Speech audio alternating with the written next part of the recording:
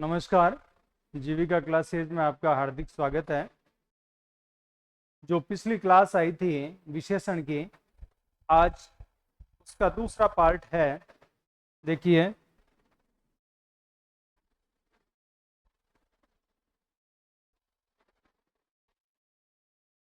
पहले वाली क्लास में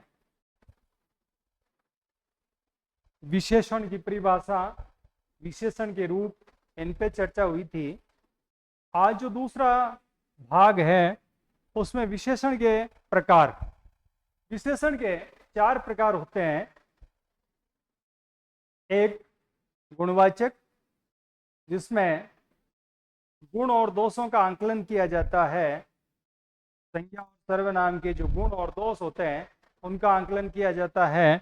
दूसरा संख्यावाचक, संज्ञा और सर्वनाम की संख्या से संबंधित विशेषताएं।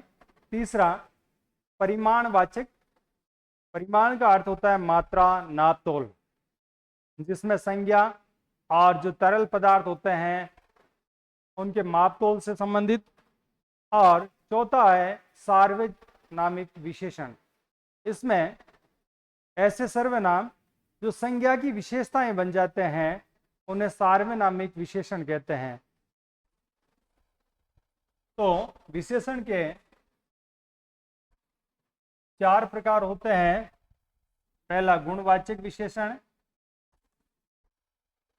जिसमें संज्ञा और सर्वनाम के गुण दोषों का अवलोकन किया जाता है। संख्या से संबंधित संख्यावाचक और मात्रा से संबंधित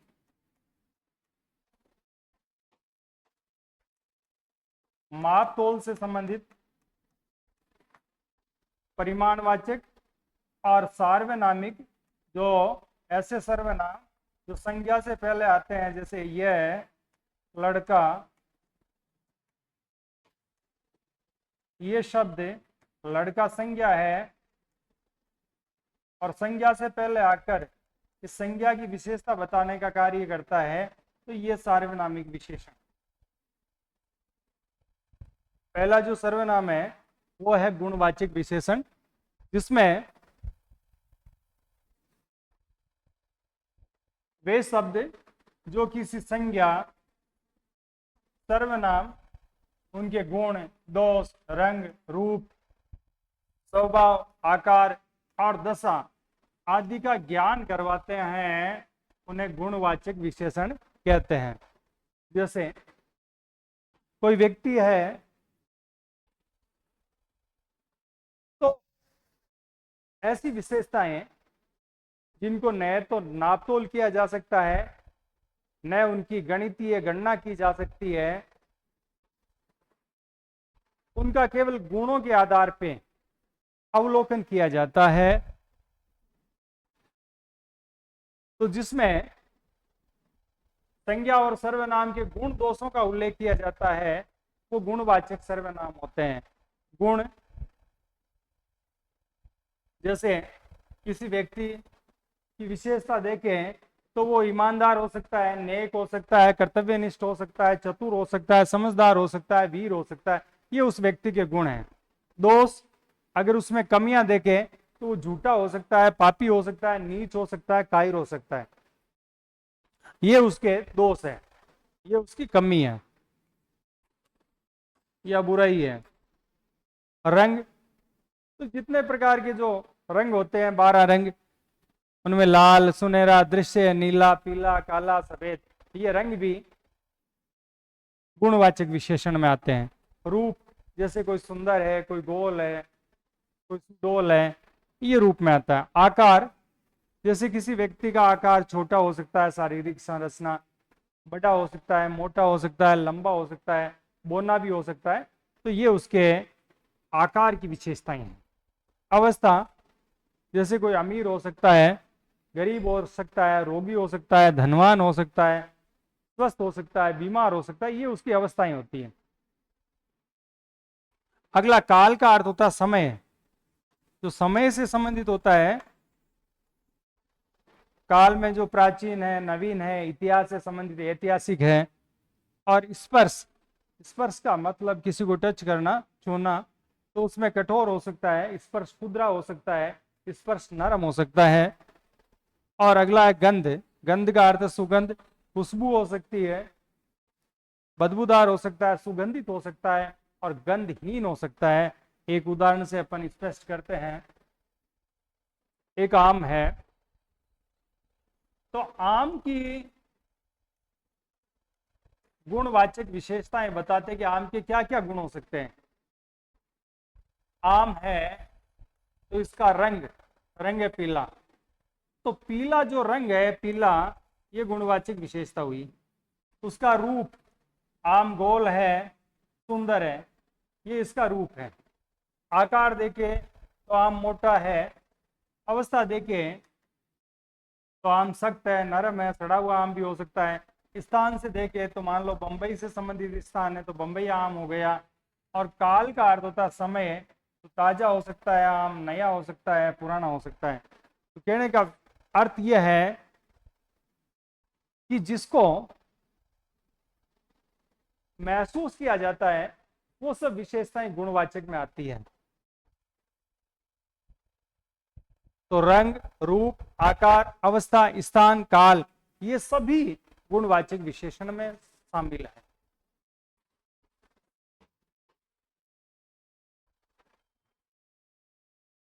अगला है संख्यावाचक विशेषण,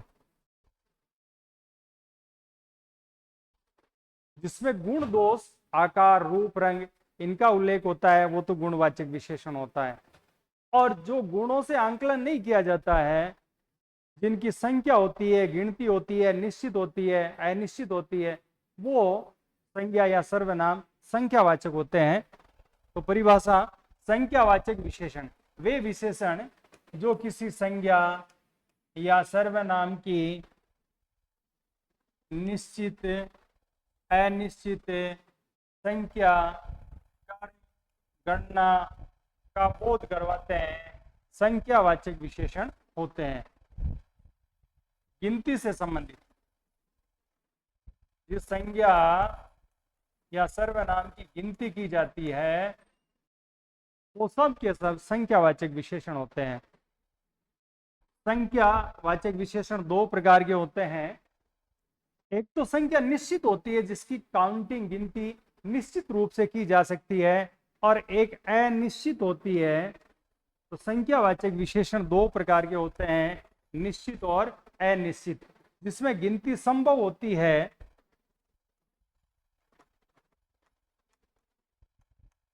गिनती संभव है, वह तो संख्यावाचक है। और गिनती संभव नहीं है, जिसकी गिनती करना संभव नहीं है,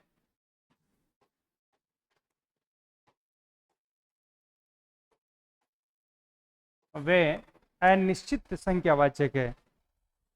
जैसे केला संज्ञा है, और केला संज्ञा की विशेषता है कि संख्या में कितना है, 5। तो ये 5 निश्चित संख्या है, इसलिए एक संख्यावाचक विशेषण है। पुस्तक है, तो पुस्तकों को देखें तो ये पुस्तक तो संज्ञा हुई, ये विशेष्य है। और पुस्तकों की जो संख्या है वो है दर्जन, दर्जन का मतलब होता है 12। और इनकी संख्या गिनना, गणना करना संभव है, इसलिए यह संख्यावाचक विशेषण है। दुकान, दुकान विशेष्य है, और दुकान की विशेषता है कि वो संख्या में कितने, 20। तो 20 दुकान निश्चित है, इसलिए यह संख्यावाचक है। आदमी, आदमी की विशेषता है कि वो संख्या में कितने, 1000, और 1000 संख्या निश्चित है, इसलिए निश्चित संख्यावाचक विशेषण है।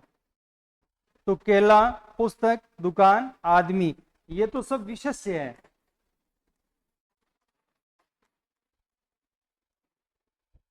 और जो संख्या दे रखी है ये सब विशेषण है, क्योंकि संख्या निश्चित है इसलिए निश्चित संख्यावाचक विशेषण है। इसी तरह से अनिश्चित होते हैं, जैसे कई आदमी।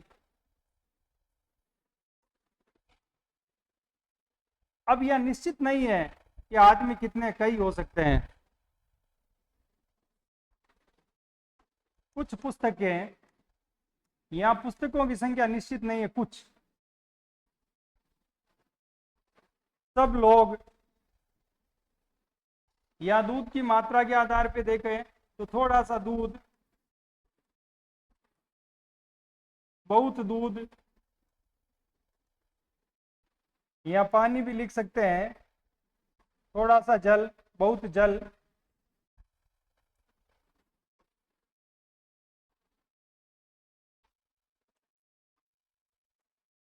बहुत जल, थोड़ा जल। तो ये सब के सब शब्द अनिश्चित है, कई, कुछ, सब, बहुत, थोड़े। और ये जो विशेष्य है, आदमी, पुस्तक, जल, ये निश्चित है। आदमी, पुस्तक, जल, ये सब विशेष्य है। और ये इनकी विशेषता है कि कई आदमी, कुछ पुस्तकें, बहुत जल, थोड़ा जल, या बहुत दूध, थोड़ा दूध, ये सब के सब विशेषण हैं। और ये निश्चित नहीं है, न संख्या में निश्चित है, न मात्रा में निश्चित है। इस कारण यह अनिश्चित संख्यावाचक विशेषण है।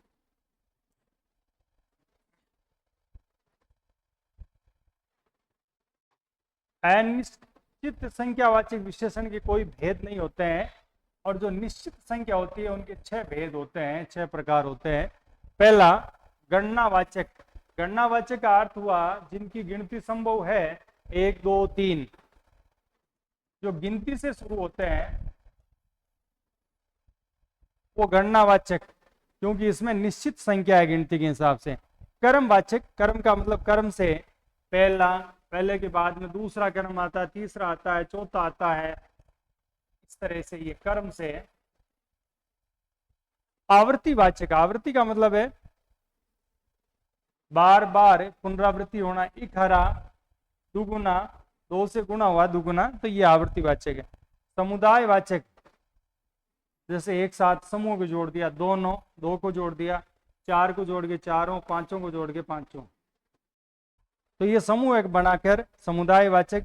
और समूचयवाचक, जिसमें समूह को एक साथ जोड़ दिया जाता है, जैसे दर्जन शब्द, दर्जन 12 के लिए आता है, 12 संख्या के लिए आता है, कोटि 20 के लिए आती है, और शताब्दी का मतलब है 100। तो 100 का समूह है, समुचय का अर्थ होता है समूह है, 100 का समूह है शताब्दी, 20 का समूह है कोटि, और 12 का समूह है दर्जन। प्रत्येक वाचक, प्रत्येक वाचक मतलब प्रत्येक छात्र, हर छात्र, प्रति व्यक्ति, जैसे इसको कहते हैं। इसके बाद में दूसरा छात्र, दूसरा व्यक्ति, इस तरह से प्रत्येक व्यक्ति, हर एक व्यक्ति, हर एक छात्र। तो निश्चित संख्यावाचक विशेषण 6 होते हैं, जिसमें गिनती से शुरू होते हैं, 1, 2, 3। गणनावाचक, कर्मवाचक, जिसमें आवृत्ति के हिसाब से होता है, पहला, दूसरा, तीसरा। और आवर्तीवाचक, एक हरा, दुगुना। और समुदायवाचक, जिसमें समूह को इकट्ठा किया जाता है, 2 लोगों का दोनों कर दिया, 4 का चारों। इसी तरह से समुच्चयवाचक का अर्थ होता है समूह में, जैसे 12 के समूह को दर्जन नाम दे दिया, 100 के समूह को शताब्दी दे दिया, और 20 के समूह को कोटि नाम दे दिया। इसी तरह से प्रत्येक वाचक, जिसमें हर एक या प्रत्येक छात्र, प्रत्येक व्यक्ति, सबके लिए संबोधन आता है। अनिश्चित संख्यावाचक विशेषण के कोई भेद नहीं होते हैं, क्योंकि कई, कुछ, इनके कोई अलग से भेद नहीं होते हैं।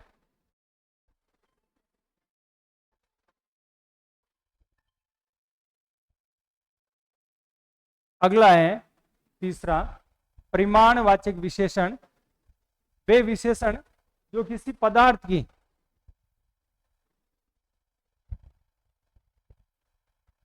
जिसमें गुण दोषों का उल्लेख होता है, वो गुणवाचक विशेषण होते हैं। और जिनमें गुण दोष न निकालकर संख्या से संबंधित होता है, संख्यावाचक। और संख्या जिसकी नहीं होती है, केवल मापतोल होता है, पदार्थ की मात्रा को नापतोल होता है, वो परिमाणवाचक। वे विशेषण जो किसी पदार्थ की निश्चित या अनिश्चित मात्रा परिमाण, नापतोल आदि का ज्ञान कराते हैं उन्हें परिमाणवाचक विशेषण कहते हैं। परिमाण का अर्थ है मात्रा या नापतोल। इसके दो भेद होते हैं, परिमाण के दो भेद होते हैं। पहला प्रकार, किसी की मापतोल निश्चित होती है उसे निश्चित परिमाणवाचक विशेषण कहते हैं, और मापतोल अनिश्चित होती है जिसको नापतोल कर ही नहीं सकते वो अनिश्चित परिमाणवाचक विशेषण होते हैं। देखिए, निश्चित, जैसे ये कपड़ा है, कपड़ा विशेष्य है और कपड़े की विशेषता है कि इसकी जो माप है वो मीटर में है। कितने मीटर? 2 मीटर। तो कपड़े की विशेषता हुई 2 मीटर, इसका मतलब माप निश्चित है, तो निश्चित परिमाणवाचक विशेषण है। इसी तरह से चावल है, चावल अपने आप में संज्ञा है और चावल संज्ञा होने के कारण विशेष्य है, और चावल की विशेषता है कि उसकी माप किलोग्राम में है और किलोग्राम में भी निश्चित है 5 किलो, इसलिए यह निश्चित परिमाणवाचक है। यहाँ दूध है तो दूध अपने आप में विशेष्य है और दूध की विशेषता है कि उसकी मात्रा निश्चित है 7 लीटर, उसकी मात्रा मापतोल लीटर में है। तो जब परिमाण मापतोल मीटर, किलोग्राम, लीटर इनमें आती है और एक निश्चित संख्या देकर पूछा जाता है, इकाई दे दी जाती है, जैसे कपड़े की इकाई मीटर,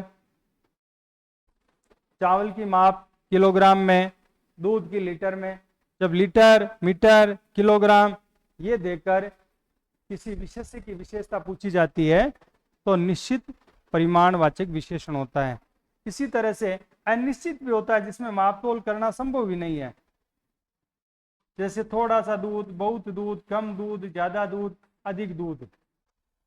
तो दूध विशेष्य है और दूध की विशेषता है कि मात्रा में थोड़ा है, मात्रा में बहुत है, मात्रा में कम है, मात्रा में ज्यादा है या मात्रा में अधिक है।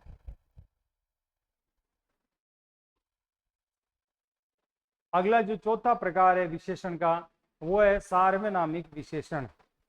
सार्वनामिक विशेषण का मतलब है ऐसे सर्वनाम जो संज्ञा से पहले आते हैं। सर्वनाम पहले आएंगे, बाद में संज्ञा आएगी। जैसे ये पुस्तक, तो ये तो है संज्ञा, और संज्ञा से पहले यह पुस्तक, तो इसमें यह तो है सर्वनाम और पुस्तक है संज्ञा। ये सर्वनाम पुस्तक से पहले आया है और इस पुस्तक की विशेषता बता रहा है कि पुस्तक कौन सी, यह पुस्तक, तो ये सार्वनामिक विशेषण है। सार्वनामिक विशेषण को संकेतवाचक विशेषण भी कहते हैं, दूसरा नाम इसका। वे सर्वनाम शब्द, इसमें अलग से कोई विशेषण नहीं होता है, सर्वनाम ही होता है, जो किसी संज्ञा से पहले आकर उसकी विशेषता बताते हैं, उन्हें सार्वनामिक विशेषण कहते हैं। संज्ञा से पहले आता है, जैसे पुस्तक संज्ञा है जातिवाचक, और उस ये सर्वनाम है।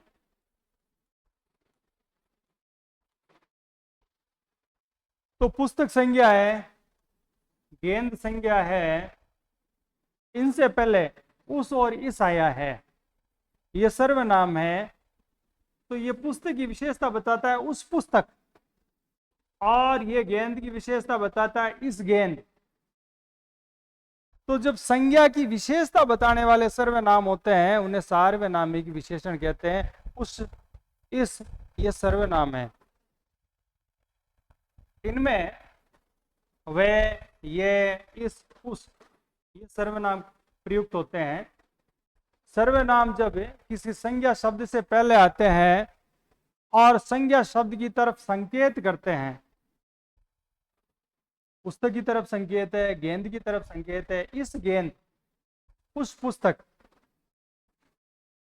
जब संज्ञा शब्द की तरफ संकेत करते हैं तो उन्हें सार्वनामिक या सांकेतिक या निर्देशक विशेषण कहते हैं। सार्वनामिक विशेषण भी 4 प्रकार के होते हैं। एक तो निश्चय है, ये पुस्तक तुम्हारी है, पुस्तक संज्ञा है, इससे पहले ये शब्द आया है, ये सर्वनाम है और पुस्तक संज्ञा है। और संज्ञा से जो पहले सर्वनाम आता है उन्हें सार्वनामिक विशेषण कहते हैं। निश्चित हो गया ये पुस्तक तुम्हारी है, ये निश्चय हो गया पुस्तक तुम्हारी है।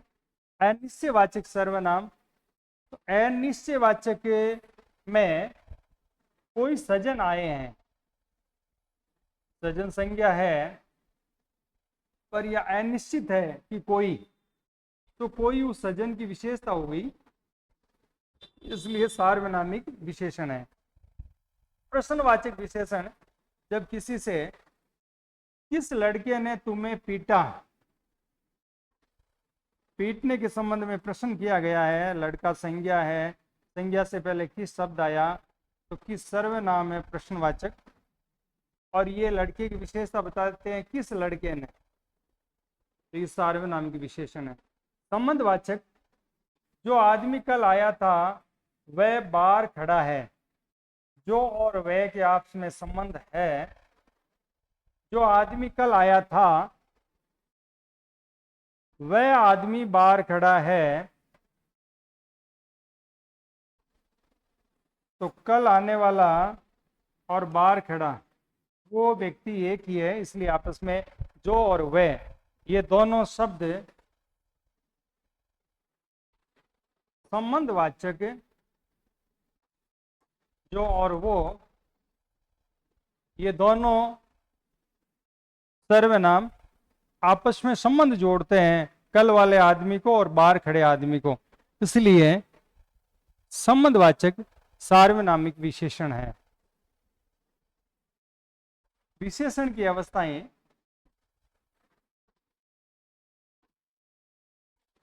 विशेषण की तुलना करते हैं तो तुलना के आधार पर 3 प्रकार की अवस्थाएं होती है।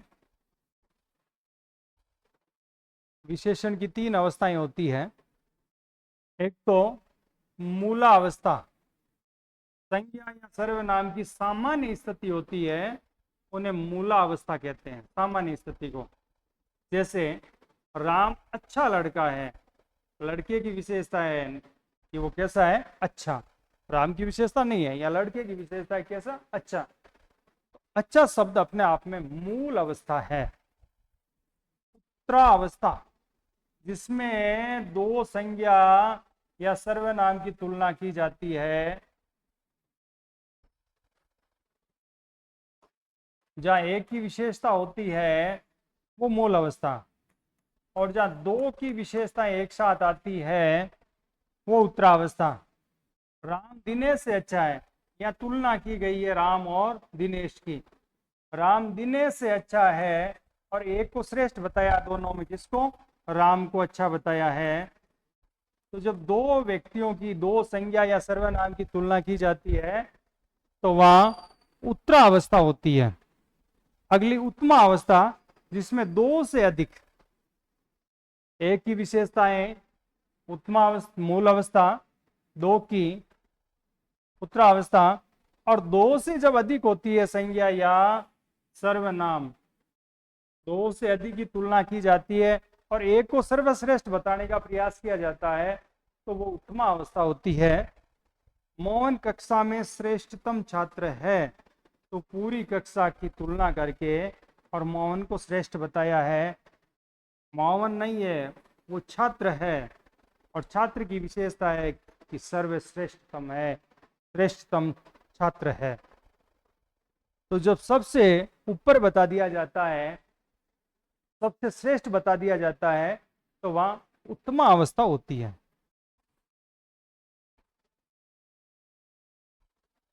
अवस्था में परिवर्तन आ जाता है। मूलावस्था के शब्द होते हैं उनमें तर जोड़ने